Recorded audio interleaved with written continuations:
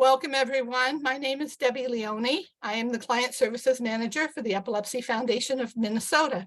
I'd like to thank you for joining us for the kickoff for our 2023 Wellness Wednesday webinar series.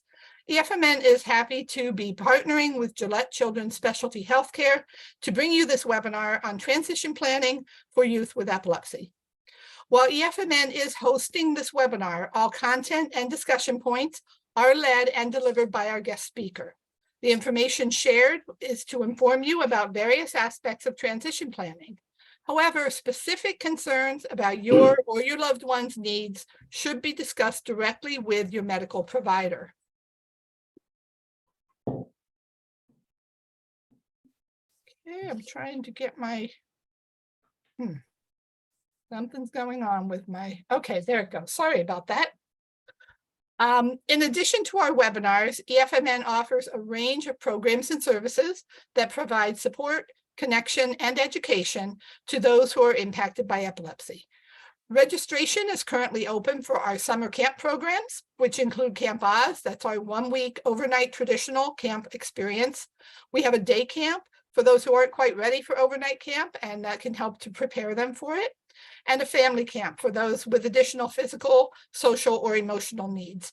I want to let you know that our camps are filling up fast, and so we encourage you to register early, and you can save $100 on Camp Oz fees if you register by the end of February. So I encourage you to do that if camp is something that you're interested in for your child.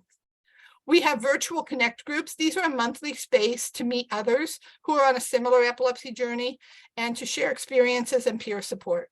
We offer 6 different connect groups for various audiences, which include adults with epilepsy, parents and caregivers of children with epilepsy, young adults, teens, parents with epilepsy, and Spanish speakers. And then we also have 2 quarterly connect groups, one for those who have a rare or complex diagnosis, and one for those who've lost a loved one to epilepsy. Our education services offer seizure smart trainings to schools, workplaces, and social service organizations, as well as many other groups.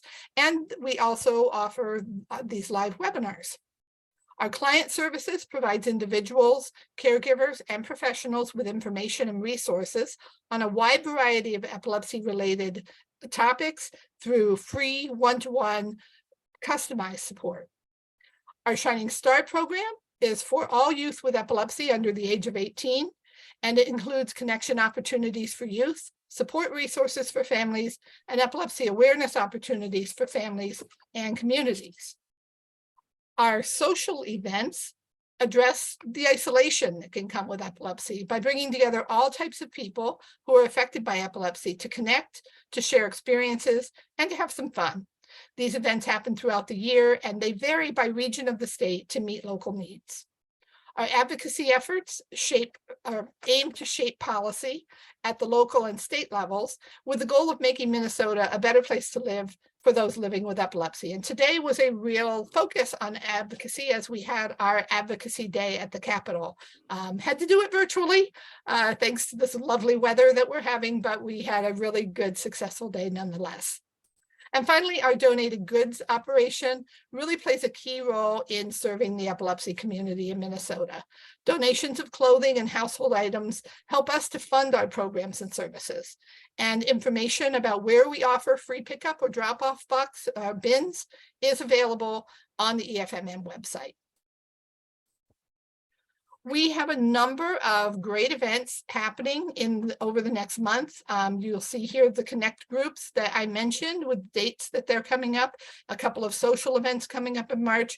And then I also wanted to point out a kind of a special thing for those of you who may be considering camp, but aren't quite sure about it. We're offering a camp info session, a virtual meeting where you can get your questions answered about what our camp programs are all about. And that's coming up on Thursday, March 9th. A few housekeeping items before we really get started here tonight. The webinar will last for an hour and 15 minutes, so we will be done at 7:45. In order to have the best experience possible, we encourage you to please close out any windows on your device that might be using a lot of bandwidth, especially things like streaming services and music applications. We will provide you with a certificate of attendance that will be sent out within 3 business days in a follow-up email.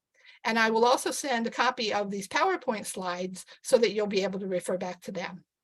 The webinar is being recorded, and a link to request that recording will be posted on our website for future viewing. And then you will notice that we have closed captioning activated.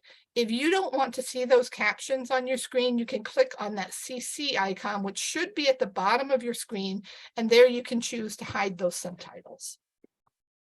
We encourage you to ask questions throughout this webinar, and you can do that by clicking on the Q&A icon that should be found at the bottom of your screen. That will bring up a box where you can type your question and hit send.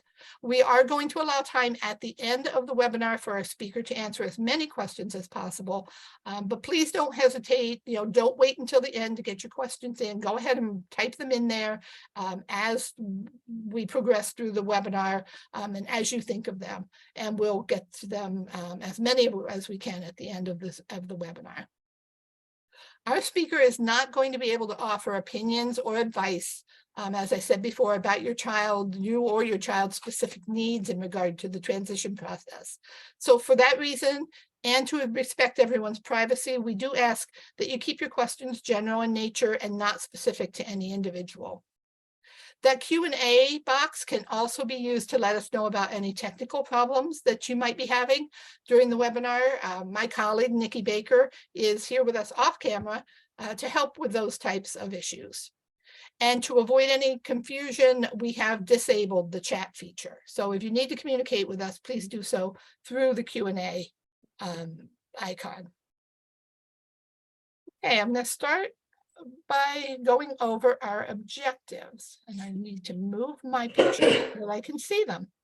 All right. Our objectives for tonight's webinar are to understand why planning ahead is important in achieving a successful transition to adulthood in a child with epilepsy, to identify practical steps to be taken in transitioning from pediatric to adult medical care, to explore key aspects of transitioning to adulthood that can present special challenges for children with epilepsy, and to learn about resources that can help children and their parents successfully navigate various aspects of the transition to adulthood. So now I am excited to introduce to you our speaker for this evening. Dr. Nicole Williams Doonan is a Minnesota native who has worked as a pediatric neurologist at Gillette Children's since completing residency training in pediatrics and neurology at Stanford University in California over 12 years ago. She is dedicated to the care of children from birth through adolescence who require specialized neurology care. Her clinical interests include epilepsy, the ketogenic diet, rare genetic disorders, including genetic epilepsy syndromes, cerebral palsy, and neurodevelopmental disabilities. We are pleased to have her here with us tonight, and I will now turn things over to Dr. Williams Doonan. All right, thank you so much. Can you see me? Yes, okay, because I can only see you, Debbie. All right, okay, I'll just end me there. Okay, great. Well, thank you so much for inviting me to join you this evening. Thanks for everyone who's joining us live, and hello to anybody that's going to watch this on replay. I chose to say yes to this topic so that I could learn more about transition planning for my patients. So thank you for that, Epilepsy Foundation in Minnesota. So I'm going to start off by just trying to answer some simple questions like what, who, and why. Next slide. So we're going to talk about what is transition planning. Next slide.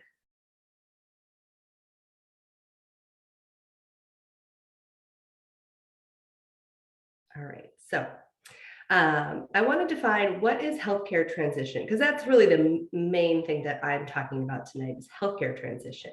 So if you try to Google transition, you can get all sorts of things. You can get a lot of information, for example, about transition in the education system, transitioning your IEP, and a whole lot of other things. And I will mention IEP and education in this talk, but the main focus is going to be healthcare transition. So healthcare transition, I want people to start to think about it as a process. It's not a single event, but it's something that happens over years. And we want this to be a planned out, purposeful, and gradual process. And the main goal is that you're moving a patient from a child or pediatric medical system to an adult medical system. And that might be with the same provider, or that might mean that there's a difference or a change in provider. But still the model of healthcare is going to change when you go from pediatrics to adult healthcare. And I'll highlight some of those differences as we move along. So the goals of healthcare transition are to improve the ability of youth and young adults with and without special healthcare needs to manage their own healthcare and effectively use health services, and to ensure that there's an organized process that healthcare providers and practices can help facilitate through transition preparation, transfer of care, and integration into adult-centered healthcare. I want to, mention a couple of things on this slide. One is I have the Got Transition logo in the corner there, and I'm going to mention that resource again at the end, but a lot of the information I presented today, I've borrowed from the Got Transition website, which is a wonderful resource for healthcare providers, for patients, and other professionals that are assisting families and patients with transition, and mostly with a focus on the healthcare transition. Next slide.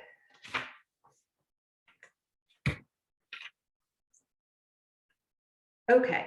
And as I was reviewing the Got Transition website and seeing what kind of cool resources and tools that they had, I found this slide that I wanted to share with you guys. And I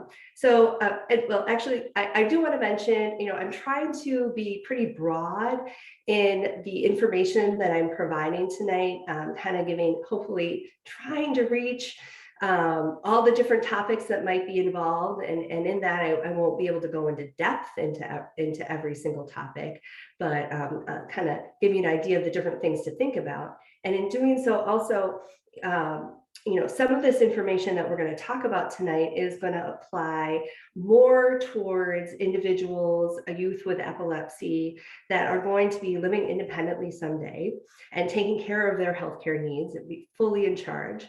And some of this information is going to apply more to youth with epilepsy who are going to continue to need some type of support.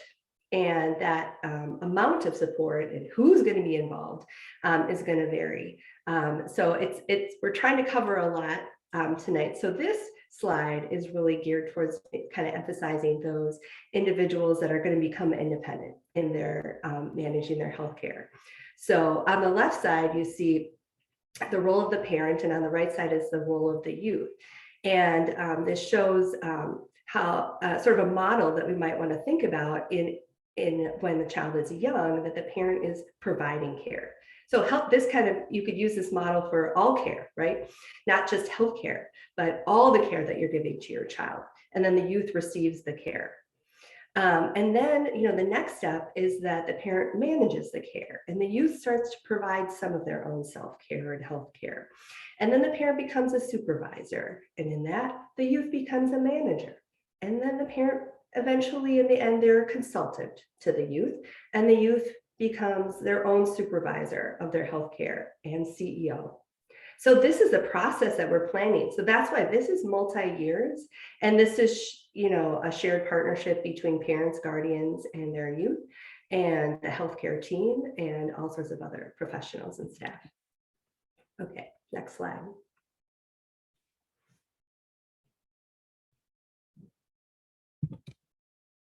Can I have the next slide? There's the next slide. Okay, so I've already kind of alluded to this. I wanted to have a slide where I tried to kind of put everybody out there who's involved in transition. So of course we have to start with the patient, and I already kind of gave you an idea of how the patient's going to be really different, especially when you're talking about individuals with epilepsy. Everybody is so unique. Then you have parents, caregivers, guardians, medical providers, and then the rest of the people on the list might vary. Some Some individuals might not have any of the rest of these people on their list, but they should think about whether or not they are on the list. And when you're thinking about who your list is on your transition team, think about who is it that you have on your team now. Who is on your healthcare team? Who is on your school team? Who helps with any kind of county resources? What nurses or other ancillary medical providers might you have involved in the care of your child or you, if you are a youth or young adult with epilepsy? And those are the people that you have to think about. They're on your transition team. They're part of your team now. Are you going to have them on your team when you're an adult? In the adult healthcare system? Are you going to have that type of provider, but it's going to need to be a new person? Are you going to need to bring on anybody different, like a lawyer? You may not have that, probably didn't have a lawyer on your team, but if there is going to be a need to look at some legal issues such as guardianship, which I'll talk about in a little bit more, then you'll need to add a lawyer to the transition team. So some of these people are going to stay long-term, and some of these individuals on the transition team are just there for maybe one or two key things, and then they're gone just for a period of time, and then done with their project. Okay, next slide.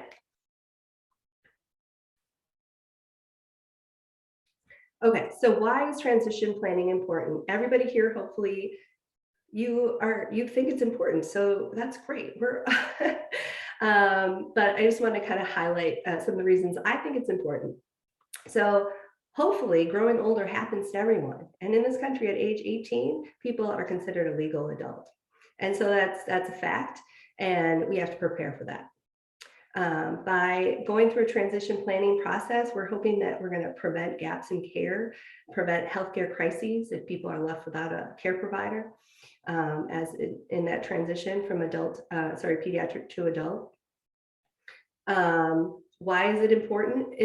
Transition planning is important because there's a shortage of pediatric specialists. And so most pediatric specialists do not continue to provide lifelong care for patients, and need to transition. So people need to transition to a new provider, an adult provider, and that's just a fact. Transition planning is important because, as I already mentioned, the way that pediatric healthcare functions and adult healthcare they function a little bit differently. So it's good to be aware of what are the differences and prepare for the differences that there are. And then when we do plan and prepare, we have the knowledge, then hopefully the process is going to be easier. Next slide. So I wanted to highlight a few of these differences there are between pediatric healthcare model and the adult healthcare model. I don't want to try to say that one is good or bad. They're just different, and they have different goals. So in pediatric healthcare, follows generally a very family-centered model. Everybody is wrapping around the care of this child. In adult care, it's all about the individual and your individual rights, and a very patient-centered care model. In pediatric care, there's a real focus on growth and development. In adult care, they want to maintain your well-being as you age. That's a great goal. And in pediatric care, people are generally in the system about 20, maybe up to 25 years. But think about it, in adult care, if you live a long life, you're going to be in an adult healthcare system maybe 50 years on average, over 50 years. In a pediatric system, like I mentioned, everybody kind of wraps around the patient. There's lots of coordinated services, and just is a lot more people around and trying to get the child what they want. And in adult healthcare, it's just a fact that there's less care coordination, less support, and so that coordination of care really falls on the shoulders of the patient. And again, that's why this is a great opportunity to prepare and plan for that. In pediatric healthcare, there's often longer appointment times compared to adult appointment times. That's a good thing to kind of think about it or know about in advance. And then the facilities are different. Pediatric facilities are, much more pediatric friendly, they're family friendly. And in adult facilities, unfortunately, there's a real need to improve accessibility and accommodations that are available in these facilities that don't always have what they need to accommodate adults that have physical or cognitive disabilities.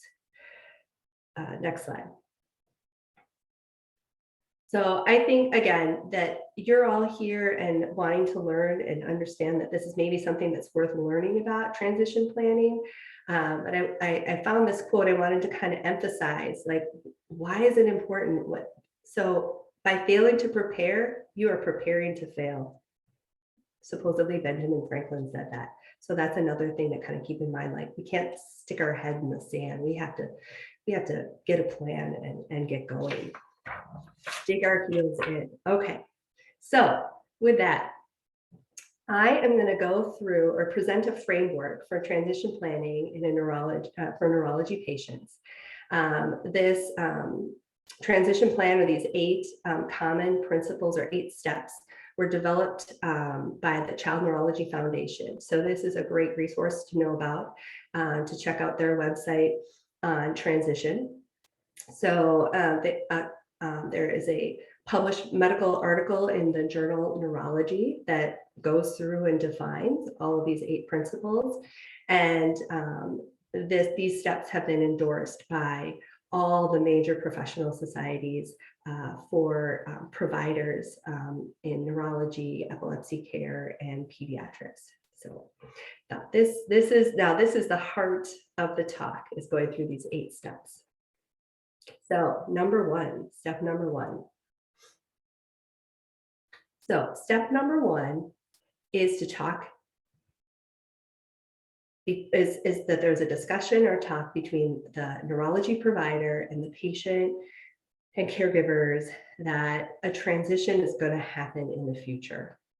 And it's actually recommended that this talk be had, or this discussion occur when the patient is 12 or 13 years old. So that sounded early to me. It might sound early to you. It might sound just right on, but this is what's recommended. And this is just introducing transition to talk about that this is an expectation. We can frame it like a graduation from pediatric care to adult care, that it's going to happen sometime in the future, and say, we're going to plan for this. We're going to make a plan. And the actual time when you transfer, when you stop coming to my clinic and you go to that other person's clinic, we're going to plan when that's going to be, and it's going to be at the right time for your child, or you as a person with epilepsy. And during this discussion, the provider should be thinking about the patient and what the patient might need in terms of support going forward, and think about the patient's ability to give consent and understanding. Ideally, really all of these steps are recommended to be kind of part of the medical record and documented in the patient's chart. And so that is noted as part of step one. For some clinics, my clinic does not have this. Maybe, I don't know if we need one, but some clinics have a transition policy. And if they do, then this would be a time that is shared with the patient. And that might kind of go over, we will see your child until this age, kind of thing in the transition policy. And then at this sort of, as part of this discussion, it might be useful to introduce the use of a transition checklist. So next slide. So on the Child Neurology Foundation website, transition with these 8 principles, they have many documents and tools or forms, which I'm going to show you screenshots of what they look like. So if something looks useful, then you can go to that website and find that tool. So this is a transition checklist, and this might be something that the medical provider keeps or something that the patient might keep. But this is a way to keep track of different steps in the transition process over years, a place to document when a conversation has occurred, to check off things that are already done, and to know what else is left on the list.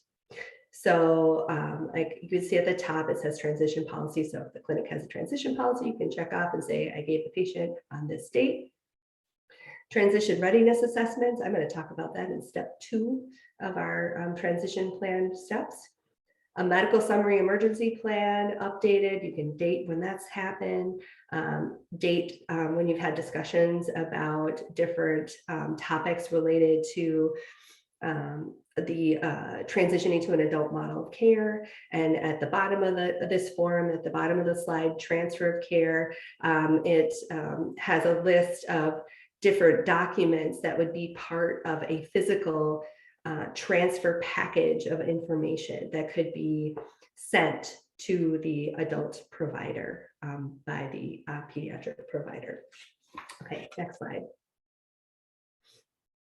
Okay, so step 2 in transition planning is to assess readiness for transition. So this is also something that is recommended to start around age 12 or 13. The idea is to get a sense and determine what a patient knows about their medical condition, about their health, and to identify what the patients need to know more about. And there are specific assessments that are out there that a patient or caregiver might be able to fill out. Again, I'll show you some examples in a couple slides.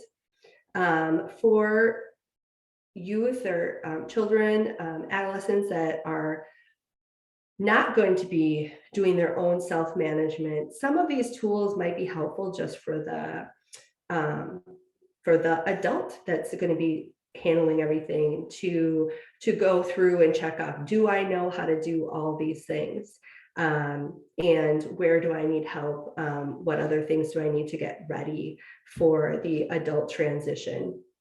And also, this is sort of another opportunity for providers to just be evaluating and assessing what needs a caregiver has for readiness for transition. Next slide. So as you can see the banner where it says self-care assessment, youth, young adults. So there's 2 different forms that are on the Child Neurology Foundation transition website and their toolkit there. One is to be filled out by the youth and one is to be filled out by parents or caregivers. And basically there's questions about the topics that I have listed on the left. So, questions related to decision-making, potential need for guardianship, questions about personal care, questions about what do you think about transition, and how important is it to you to take care of yourself, and what do you know about your medical condition, and what do you know about using healthcare? And then basically it's, I know how to do it, or I'm independent in doing it, or I'm still learning, or I need help. So next slide. Okay, so this is an example of some of the questions that are in this self-management assessment for youth that a youth might fill out under the health conditions section. So the first is, I know what medical conditions I have. So then the youth would check, yes, I know, I need to learn, or I need help with this, and who's going to help me? I know what my medications are for. I know what to do if I have a medical emergency. I have an emergency plan care plan documented. I take medications without someone reminding me. I know what medications I should take. I know what I'm allergic to. I can name at least 2 people who can help me with my health goals.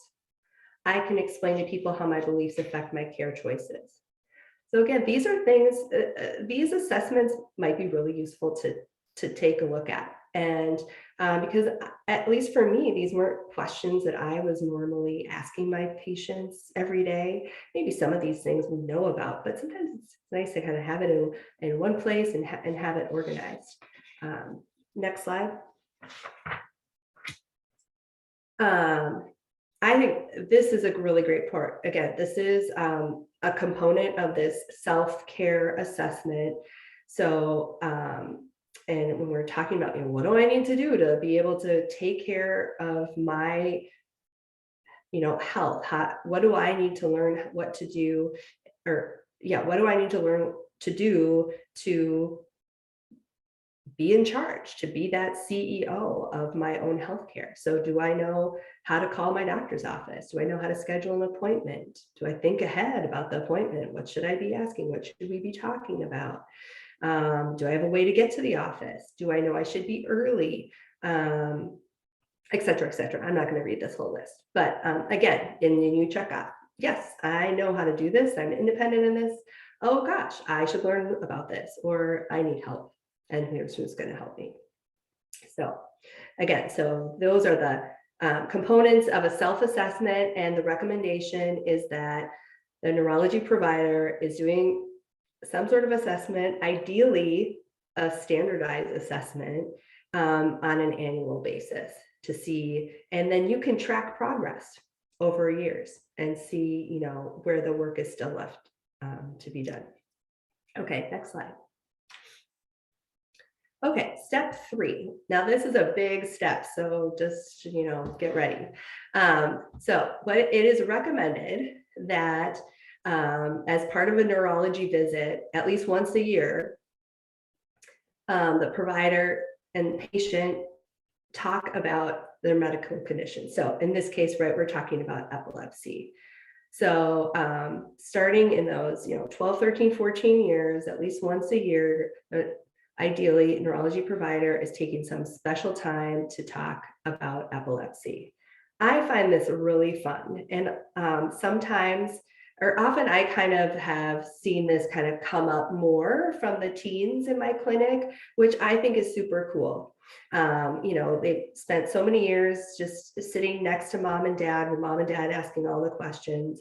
And now it's like, nope, we're here. And the youth is interested in understanding more about what are seizures and what are epilepsy, or what is epilepsy? Why do I have epilepsy?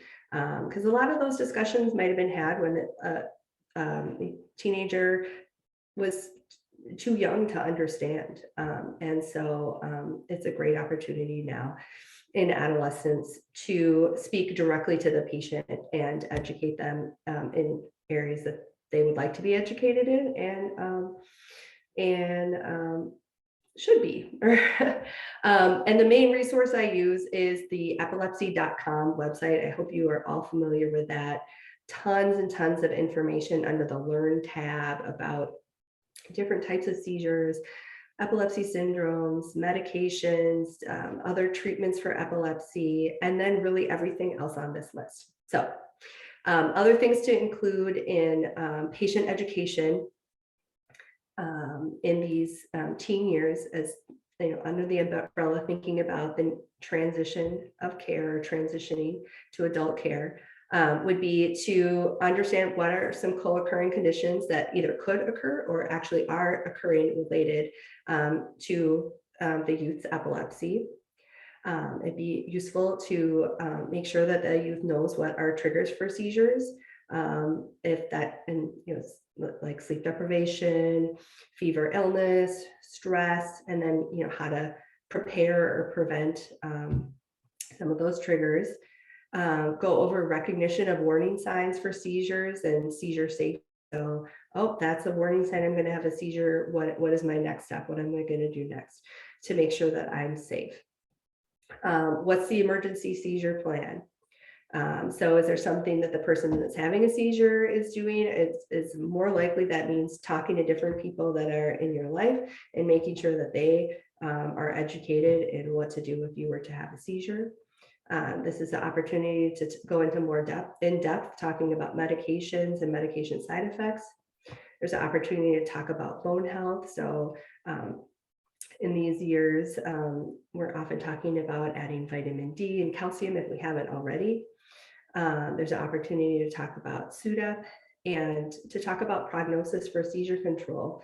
So sometimes we just get into a routine of the visit, and maybe it hasn't been addressed, or hasn't been addressed for a long time, that, are these seizures going to stop at some age, or are they going to be lifelong? And it's important to address, to the best of our knowledge, what's the answer to that question? So those are all different components that would be part of that patient education. And I forgot to mention, so this patient education, this is a discussion that's part of a clinic visit. And it might be just a special, like you are going to come back on this date for a transition planning clinic visit. And we're going to have, talk about these things. Or maybe it's integrated and interwoven throughout the year. It doesn't have to be all at once. It's just these things should be kind of talked about once a year.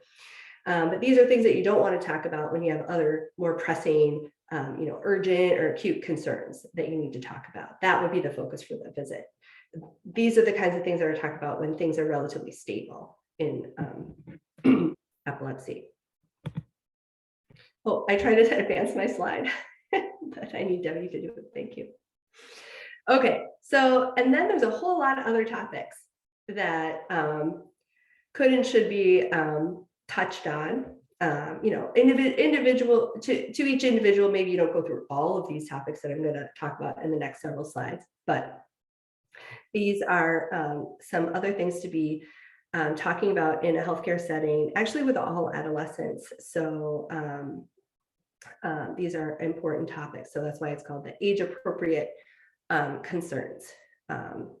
So under genetic and reproductive concerns, as this pertains to epilepsy, it might be useful to talk about, what is the risk of epilepsy to future children, if that's known. That might be a topic that's discussed under that heading. For females, it will be important to talk about birth control and seizure medications. So there are some seizure medications that interact with different birth control, so that if you start birth control and you're on a certain medication, the levels might change, or the level of the seizure medication might change the hormonal levels. So you might have to adjust the birth control based on what the seizure medication is. So that's important to discuss if it's relevant to the medication the patient is on. Certain seizure medications have risks for birth defects, and so that's another topic that would fall under here. Related to puberty and sexuality, often we talk about how hormonal changes can impact seizures. So for some individuals, seizures will resolve after going through puberty. Other individuals won't have seizures start until after puberty. Some patients might have an increase in seizures around puberty, and then things can stabilize. So those are things to talk about related to epilepsy and puberty there. With alcohol, CBD, and substance use, there are things to talk about, especially related to seizure medications. So there certainly can be interactions between different drugs and alcohol and seizure medications, and those combinations can cause problems. And then related to alcohol specifically, there's a high risk of seizures around different ways that alcohol might be used. And so kind of trying to address some of those issues. Healthy lifestyle choices are also important. Maybe we don't always address it right away in the neurology clinic, but they're important of taking care of the whole person, whole child. And so talking about nutritional food choices and regular physical activity. Next slide. Continuing with our age-appropriate topics for adolescents, it's important to screen for anxiety and depression and address any emotional concerns or mental health concerns that might be present that start to emerge around these adolescent years, and also occur at higher risk in youth with epilepsy. It's useful to talk, it's important to talk about education. How's school going? Academically, are there any concerns about ADHD or learning disabilities? Might the person benefit from a 504 plan or an IEP? Do they already have one? Might they need one? How are things going in school? What are your future school goals? Is there going to be a transition program through the public school district? Is there going to be vocational school, community college, four-year college? What what kind of work might be out there. I think I have work as a separate one, but I'm saying it there. It's important to talk about social connections. When Debbie went through the different events that the Epilepsy Foundation sponsors, support groups, social events, she mentioned that there are unfortunately high rates of isolation around individuals and families that are experiencing epilepsy. And so, it's important to talk about, what are activities, hobbies, clubs, places of worship, other opportunities for people to feel socially connected, outside of their families. Next slide. Other age-appropriate concerns will relate to transportation or driving. So driving laws vary by state. So it's important to know what the driving laws are related to epilepsy and seizures for the state that you live in. And Epilepsy Foundation is a great resource for that across the country, and also a local DMV or DVS. For employment, some teenagers are already getting summer jobs or jobs on weekends or after school, and maybe thinking about what the future job plans might be more looking like a day program or a supported workshops situation.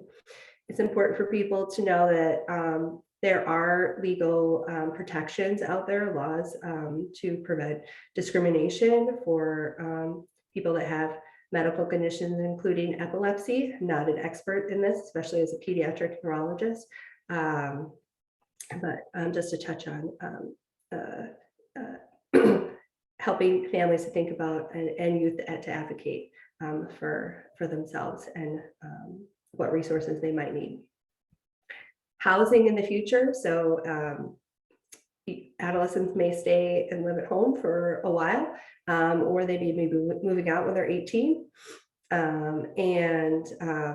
may be living on their own with a roommate. They may be in a group home. There are all sorts of different housing situations, and it's important for neurologists to kind of be aware and identify any potential needs related to housing and connect families and patients to resources as needed. Financial planning, really getting on the edge of what I do as a neurologist, but again, I was trying to be inclusive of as many areas I could think of to think about, for families to think about in transition planning, and also to talk about with youth. So some individuals will qualify for Social Security benefits. Families will have to think about or what kind of insurance plans might be appropriate depending on the individual's health situation, and banking and credit cards. So these are all different things that there might need to be some extra preparation or transition plans around, especially, thinking again in preparation for a youth turning 18 and being considered a legal adult at that age. Next slide. So this is another way to kind of look at these different domains. I wanted to present this table, I guess, here as an introduction to a resource that I learned about through the Minnesota Disability Hub. So there's an organization called Charting the Life Course, and they have different tools and courses for families and individuals, I believe primarily for individuals with developmental disabilities. And they help with planning and kind of divide up these different domains in life. So, what are you doing during your day? Where are you living? What's your health look like? What's safety and security look like? What is your social situation and spirituality component part of your life look like? What does advocacy and engagement look like?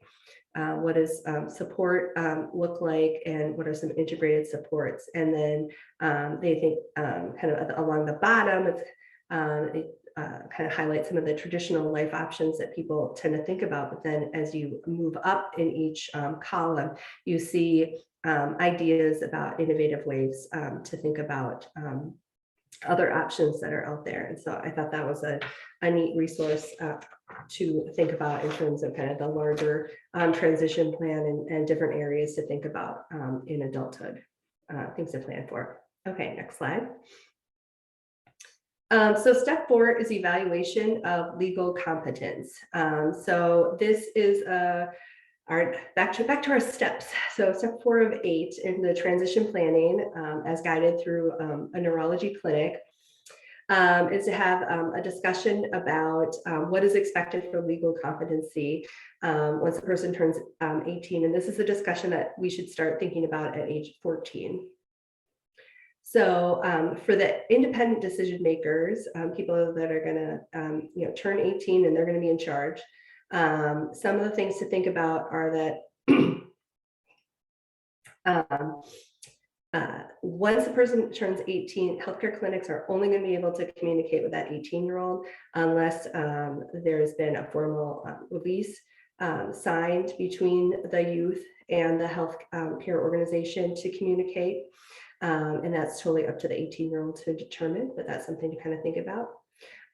When it's not clear about legal competency, then this is something that needs to be reevaluated every year. And if it's not clear, we need some more information, then a psychology or neuropsychology evaluation would be appropriate at this time. And I wanted to mention that there are, specialist programs that can help teach life skills and decision-making skills that are important to think about when we're not sure if a youth is going to be independent, or can we get them to a point where yes, they can make good independent decisions for themselves. Okay, next slide. So when a substitute or supported decision making is necessary, then depending on the healthcare setting, there might be a referral to social work. At least that's what I thankfully am able to rely on at Gillette, to provide my patients and their families with more information. And then there are many community organizations that could provide more information and resources about the process of looking at supported decision making or a substitute decision maker, which would be a guardian. Next slide. I said next line. Okay. Okay, so just briefly, so guardianship, this is a legal process that requires a court order. So it requires a lawyer, and a guardian is somebody that makes all the decisions on behalf of the person. That and something new I learned was that the initial guardianship is limited to 72 months for people under 30 years. So powers of attorney, that's a legally binding document that would be written and signed in accordance with your state's law that allows somebody to manage your property or medical or financial affairs in certain situations. And supported decision-making is not as strict or binding, but a supportive team that helps with decision-making. Next slide. Okay, I wanted to find a quote. So we had the quote earlier that from Benjamin Franklin about preparing to fail. And I thought that really highlighted something that I wanted to emphasize, but also seemed a little bit pessimistic or negative. So I wanted to find an encouraging or optimistic quote to think about in this transition process. And that is, and I found this quote from E.E. Cummings that I liked. It takes courage to grow up and become who you truly are. So that can maybe be some of the guiding principles here as we think about growing up in healthcare. All right, okay, on to step 5. So step 5 is that there should be an annual review of the comprehensive transition plan of care. So the comprehensive transition plan of care ideally is created it's patient-centered, it's created with the patient and the family and the primary care team. Now, I know a lot of my patients don't really see the primary care provider very often. So that's where it is important for neurologists to kind of step in and help patients with this process. But especially when there are multiple different areas it needs, it really is most appropriate for a primary care or medical home to be in charge of the comprehensive plan. Next slide. So the components of a transition plan of care are really going to be, so this is like a document that you're going to create based on everything we've already talked about. This will include information about healthcare finance, legal concerns, primary care, specialty care, education, employment, housing, and community services. Next slide. So within the toolkit from the Child Neurology Foundation, this is their plan of care. It's kind of interesting. It's kind of simple. Basically, put your name and date and your diagnosis and what are your goals. So for the right person, this might be a good time to think like, okay, I'm going to start my transition plan, my transition care planning, and it's going to start with what are my goals? Well, what a great place, what a great place to start. So maybe your goal is I want to be seizure free. Write that down. Or I want to do this with education. I want to do this for a job, or I want to live here or do that. So this document could include a mix of both personal, more professional, educational, and health related goals. All right, next slide. I keep saying slide. Okay, so step 6 out of 8. The neurology transition care plan. Okay, so there's this full comprehensive transition care plan document, hopefully being developed. And the neurology provider's goal is to make sure that there's a neurology transition care plan. So this means to develop and verify that this plan exists on an annual basis. And this should include a summary of the neurology problems. It should include, integrate the goals of the individual with epilepsy. This should include a discussion and the plan for the transition to the adult neurology provider.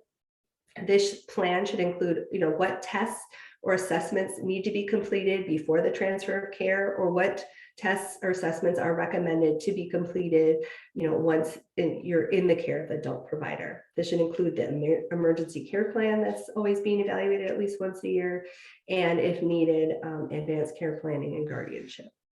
Next slide. So here it is, transfer of care. This is the moment. This is the single event of going from the pediatric provider to the adult provider, or moving from the pediatric model of care to the adult model of care. So ideally, there's a discussion about who that adult provider is going to be 1 to 2 years before the transfer occurs. And depending on the patient, for epilepsy management, you might see it might be appropriate to see a neurologist who takes care of patients with epilepsy. For certain patients, it might be more appropriate to find an epileptologist who is a neurologist who then went on and had additional fellowship training and did a subspecialty board exam and certification in epilepsy. As far as a primary care provider, it really depends on the individual. Again, you might be able to stay with the same primary care provider if you have a family medicine provider. For patients that have had a pediatrician, and for patients that have a lot of complex medical issues, or are just really tied, or really feel it's important that the new primary care provider really has a really good understanding of pediatric onset medical illnesses, I would consider looking for a med peds physician for a primary care. So this is a physician who's board certified in both internal medicine, which is adult medicine, and pediatrics. So I just wanted to put that in there as far as the primary care transition. So factors to consider when you're choosing a new medical provider are, the insurance network. Are you looking for a neurologist or epileptologist that communicates well or is in the same system as your primary care provider? Geographic location. There are a lot more adult neurologists out there. And so you might be able to go to a clinic that's maybe 20 minutes away instead of 4 hours away. It's important to think about what hospital you might want to end up in, especially if you have a history of getting admitted to the hospital for seizure management, epilepsy management. Then is there a hospital that you like better than another one? And if you do, then who are the neurologists or epileptologists that work at that hospital? And that's who you want to focus on. And then there are personal characteristics. I had a patient this week who said, what really matters to me about the adult provider is the relationship. It's hard for me to pick out and say, this is the person you're going to have the best relationship with. I don't know, but it's, But you might want to look at age or interests, or there's a lot of different factors. And sometimes you just have to meet somebody and see. Okay, next slide. So as part of this preparation for the transfer of care, you're going to need to sign a release of medical records, or release of information for the medical records to transfer. So either that could be with the adult provider signing their release, and they'll collect the records from the pediatric healthcare system. I find that that's probably the most efficient way to do it, as opposed to signing the pediatric release to send it to the adult, but it kind of depends. Then there should be really a transfer of care packet that's created by the pediatric neurology office. So this doesn't require necessarily medical records involvement. This is the nurse or the doctor, nurse practitioner getting this packet together and sending it directly to the adult provider. So there should be a cover letter, ideally, maybe include those readiness assessments and a medical summary. And then you're going to have the clinic visit. And it might be a preliminary visit just to meet the adult provider. And then there's, you're back to your pediatric provider. Some people might be able to offer a combined pediatric adult visit. I always tell my patients, you're still my patient until you have successfully met the new doctor that is going to take over your care. Next slide. Let's see. Okay. Within the toolkit from the Child Neurology Foundation, they have a 6-page document that's a medical summary that I think is probably one of the best things that I found in here. And next slide. These are the different components that are included on the 6 pages. So this is a place to write down all this information in one place.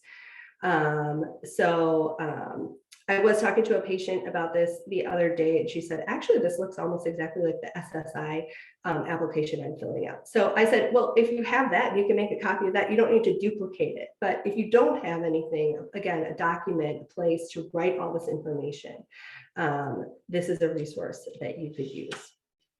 Next slide.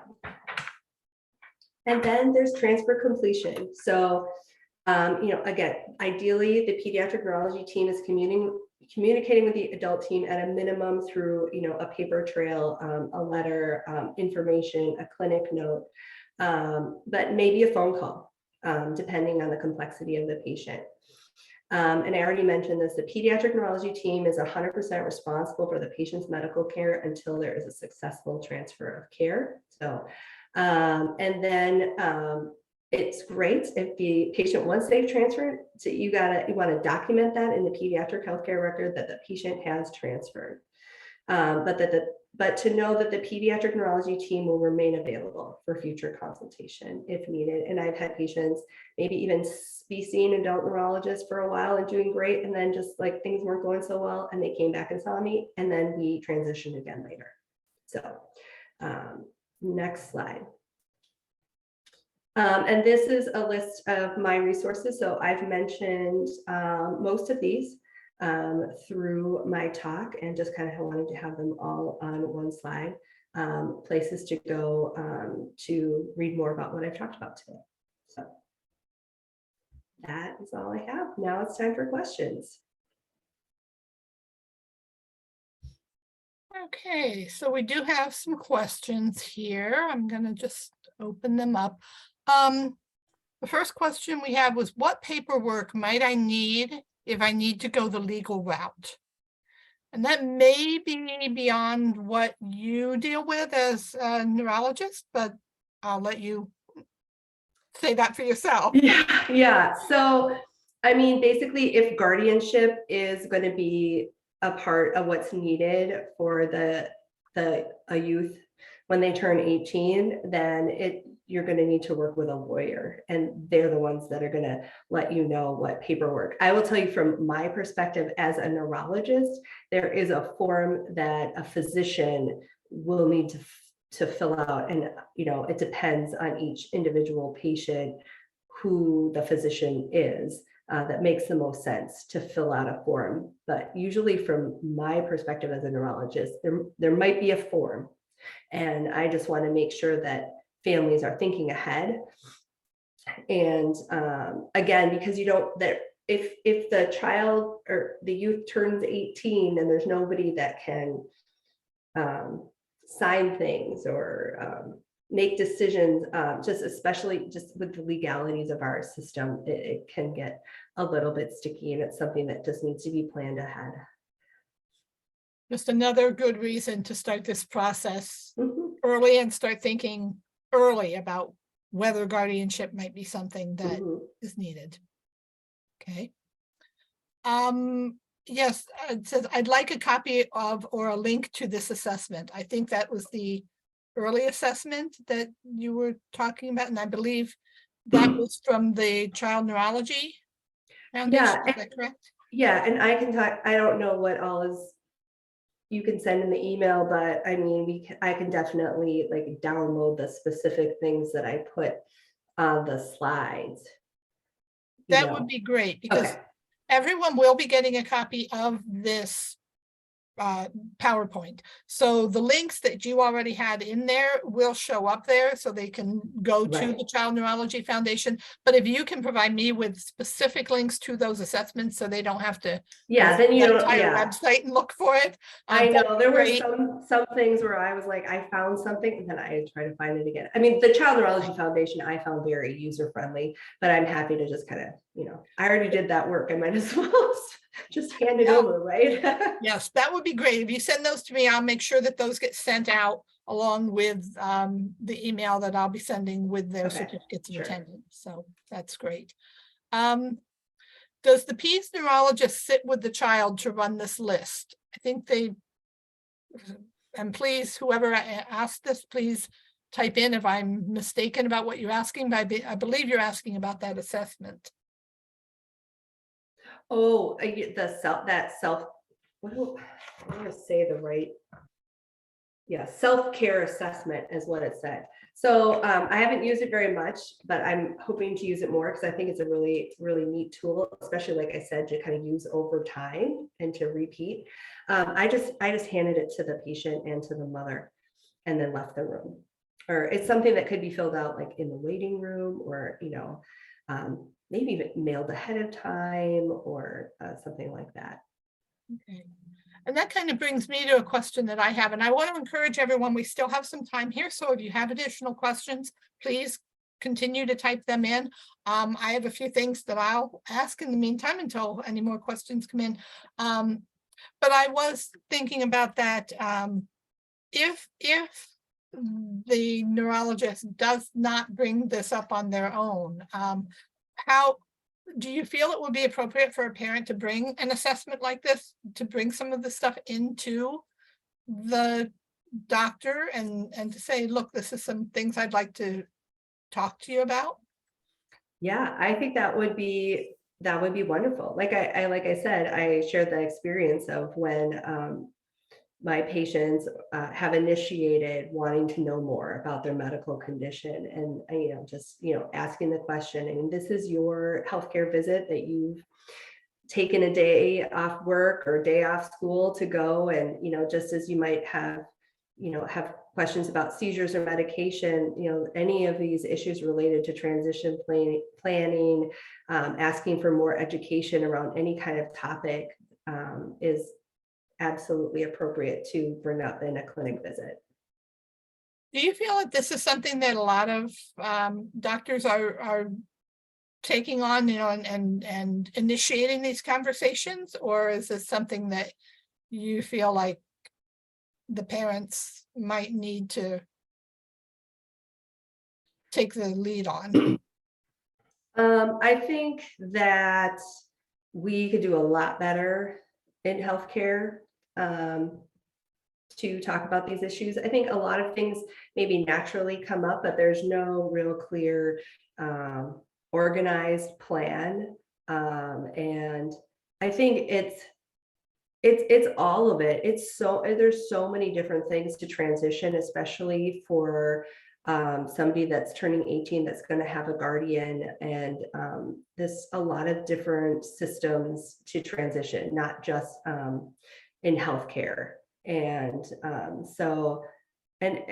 I tried to list some resources, but I mean, I asked a mom this week, I said, well, who are you talking to about these things? And she said, my friend, she, whose daughter's a couple years older, she went through the process. And so, I mean, she has a friend that's gone through this, so I guess it's natural to ask, but it wasn't that, a lot of other people were offering to guide her through the process. Right. I think it's important for people to know that there are resources out there for them. And some of the resources that you listed in this PowerPoint are, I think, going to be really good resources for people. The ARC has some great information, and PACER has some excellent information. So there are places to get this information, certainly Disability Hub. And I would encourage people to, if you are trying to figure out who you can talk to and where you can get this information, to call us at EFMN, because we may not be able to answer those questions directly. This is some really complex kind of stuff, but we can certainly look for that information for you, and we can help connect you with organizations who specialize in answering these kinds of questions. So, yeah, and for, a lot of people know about PACER and their work related to education and IEP, but just to point out that they do have a whole, transition team and program that's right. So it's great to know about. Yes. We have another question here. For the medical permissions, etc., can these be set up prior to 18 so they're in place? How early or when makes sense? I guess I'm not totally sure what that question. Yeah, I'm not sure what they're meaning by medical I don't know. permissions. But I guess the thing that popped into my mind was that, gosh, I'm trying to think if I should read it a different way, but for example, I'm seeing a patient and they're 17, and the next time I see them, they're going to be 18. And so I try to remember to ask, hey, in the meantime, when you turn 18, do you want us to be able to contact your mom or dad about medical issues? And if so, do you want to sign? Although then they're not 18 yet. It gets a little bit, I think you have to be 18 to sign, because the parent's still the guardian at that point. Right. So I guess I'm not totally sure if I answered the question, but yeah. Kathy, who wrote this, if you want to clarify. Oh, she said that's fair, all good. So I think you answered. Oh, okay. All right. I tried. Yeah. Okay. What was I going to say? I don't know. That's all right. All right. That's okay. Yeah, again, while we wait for maybe a couple more questions to come in, I can tell you that one of the things that I hear sometimes from parents who are dealing with their child's getting older, they're a teenager, they're thinking ahead to this, and it can be a really scary time for parents because they want to help their child transition into adulthood and into being, as you said, the CEO of their medical care. But they are worried because the consequences can be really serious when, I mean, we all know teenagers aren't always, and this is not a knock on teenagers at all, but it's a time of life when they may not be as responsible because they're not yet adults, and their decision making might not be as developed as we would like, and it can be really frightening for a parent to kind of let go, knowing that if they fail to take their medications and things like that, that it can has some really serious consequences. So I don't know if you have any advice at all for parents and how they can help guide their children toward this. And is there a partnership that can happen between the parents and the medical provider so that it isn't just coming across as the parents nagging the child? Yeah. Well, you I can mean, tell I was the parent yeah. of teens at one time. I know. I mean, really, you're so right. I mean, a lot of the issues that all this transition, being a parent is, bringing your child from, being a child where you are helping them with absolutely everything, to being independent. But there's absolutely, it's different when your child has a chronic medical condition. It's different if your child has epilepsy.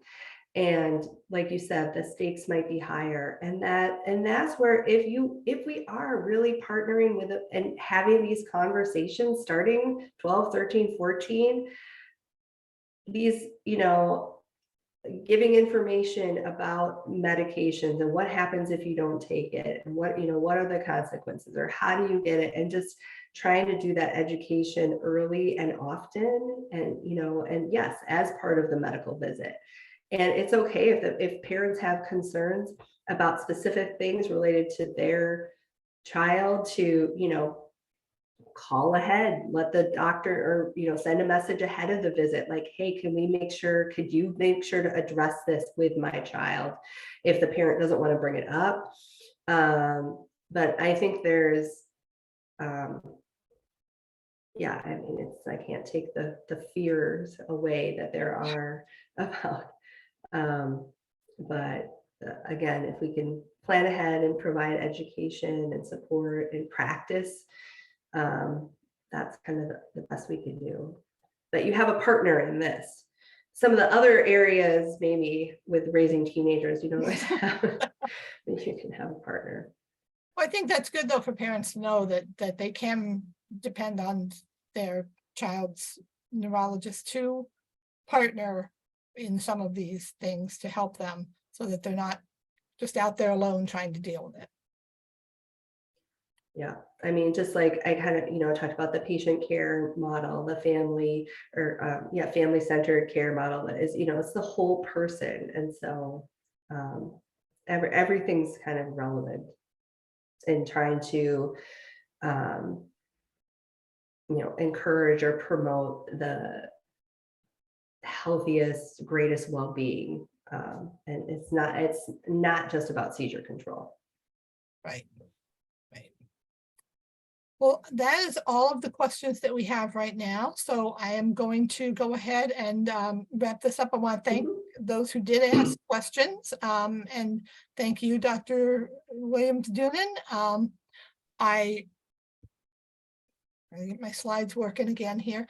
As we wrap up here, I just want to remind everyone that EFMN is here to lead the fight to overcome the challenges of living with epilepsy, and to accelerate therapies to stop seizures, find cures, and save lives. That is what we are in business to do.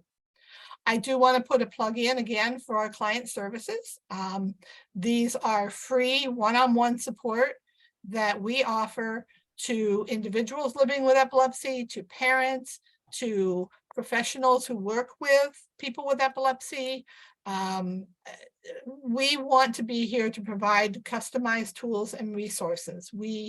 Whatever your question is that's related to epilepsy, if we don't have the answers, we will certainly look for them, and we can help you with resources. We can help you with referrals to other organizations who can help.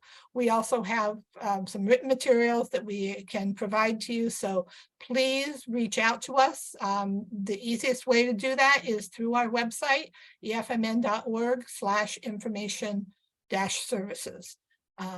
We're here. We want to partner with you to help you and your child live better with epilepsy. Our next Wellness Wednesday webinar, we are doing them quarterly this year, and our next one will be on April 12th with the topic of epilepsy and aging, kind of going from one end to the other of the lifespan. And our guest speaker that night will be Julie Hanna, Dr. Hanna is with the Minnesota Epilepsy Group. And to register, you can again go to our calendar at epilepsyfoundationmn.org/events. I want to thank Dr. Williams Doonan again for your excellent information. I learned some things. I think you provide some great information, some valuable resources, and we appreciate your taking your time out to join us tonight. Thank you so much for having me. You're welcome. And I thank all of you who attended, and I hope everyone has a good evening. Thank you.